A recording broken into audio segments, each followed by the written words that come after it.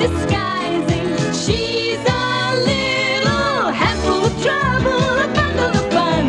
Glad you could make it, so glad you could come. Little Miss, we're waiting for you. Ready, steady, how do you do? Little Miss Helpful was one of those people who love to help other people. Nice day for helping someone. Do you know what I mean? I mean, for instance, like the time when one of Mr. Tall's shoelaces came undone. Now, if you're as tall as Mr. Tall, tying your shoelaces isn't the easiest thing in the world, as you can imagine. I say, let me help. Said Little Miss Helpful, rushing up to where Mr. Tall stood looking down at his shoelaces.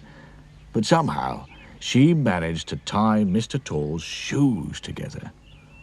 Oh! And he fell over. And if you're as tall as Mr. Tall, falling over hurts. Oh, my poor head! Oh dear, poor old chap. Let me help. Little Miss Helpful tried unsuccessfully to lift Mr. Tall upright. Come along, Upsy-daisy. Oh, if only you weren't so tall. Little Miss Helpful puffed and struggled, and then Just a minute. she had an idea. Don't go away, be back soon. And off she went to find the wizard. Well, he wasn't home, but looking through the window, she could see his book of spells on the table. She crept into the house and turned over the pages until she found the spell she was looking for. Tall be small when I call small, small be tall when I call tall. Ha, think I can remember that. And she hurried back to poor Mr. Tall. Looking up at him and waving the wizard's wand, she cried, Tall be small when I call small. "Oh dear." Mr. Tall suddenly shrank in front of her eyes. It worked! It worked! I say, the spells worked. Mr. Tall found it easy to get to his feet again. "Thank you. Now, would you make me tall again, please?" squeaked Mr. Tall. But as she was trying to remember the other half of the spell, who should come along but Mr. Small? Mr. Small, meet Mr. Tall. Said Miss Helpful, introducing them both. "Tall my foot. He's as small as I am." Oh dear, now, hang on a sec, what was it? Tall be small and small be tall.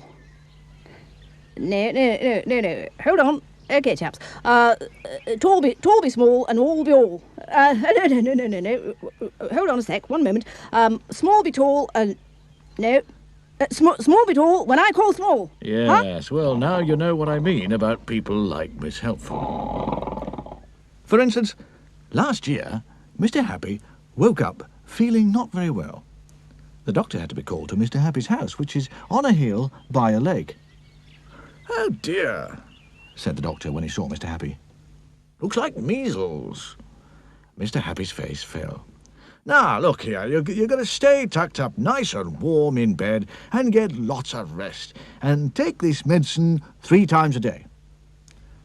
The doctor left the cottage, and Mr. Happy settled down to sleep. He'd just fallen asleep when there was a loud knock at his front door. "Oh dear, oh dear, oh dear, oh dear," groaned Mr. Happy, and staggered off to open the door. Hello there. I've come to help. "Oh, but look..." But nothing. Off to bed with you while I get on with everything. Miss Helpful looked round the cottage. This place needs a good clean. Mr. Happy had just dropped off to sleep again when Miss Helpful poked her head round his bedroom door. I say, got a scrubbing brush? Oh, dear. Well, poor Mr. Happy. He had to get up and show her where it was, and then he went back to bed to try and sleep. Downstairs, little Miss Helpful stepped back to admire the kitchen floor she'd just scrubbed and tripped on the soap and fell head over heels and got her head stuck in the bucket. And because she couldn't see where she was going, she walked into a shelf full of saucepans, which fell all over the floor with a terrible clatter. And because she couldn't see where she was going, little Miss Helpful stepped into one of the saucepans and got it stuck on her foot. And because she had to hop, she fell over against the refrigerator door, which fell open, and everything inside fell out all over little Miss Helpful. Oh dear. Poor Mr. Happy awoke with a jump at the terrible commotion. He groaned, got out of bed, and went to the kitchen and opened the door. Oh, I just need to get some sleep. He couldn't believe his eyes. There in the middle of a pile of broken eggs, and a scrubbing brush, and rolling saucepans, and a lot of water, spilt milk, squashed butter, and a piece of soap, sat little Miss Helpful, with a bucket on her head, and a saucepan on her foot. Help! I say help! I can't see where I'm going anymore. Mr. Happy seized the bucket and pulled as hard as ever he could, and pulled and pulled.